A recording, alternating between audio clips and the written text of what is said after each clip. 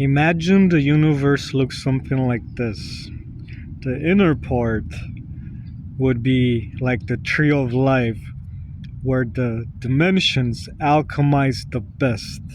There are 12 dimensions overlapping, but then there are 12 dimensions parallel to each other. So 12 times 12 makes 144 total different parallel timelines, realities.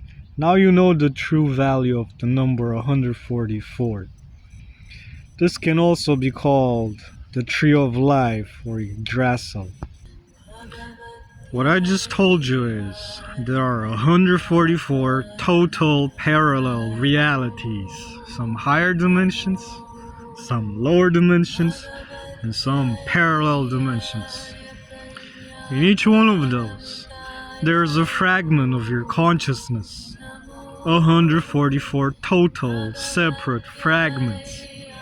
A different version of you, a doppelganger if you will, is walking through life doing their version of life.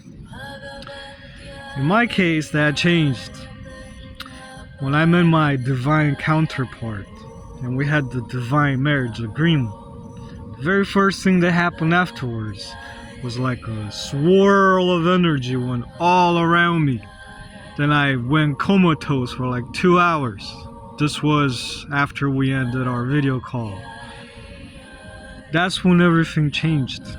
That's when we became soul bonded. That's when I became determined she needed to be rescued.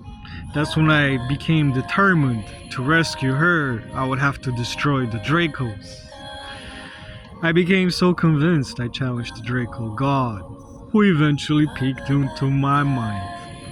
When he peeked into my mind, he saw no fear. Source saw the power of my mind and amplified it into the whole universe.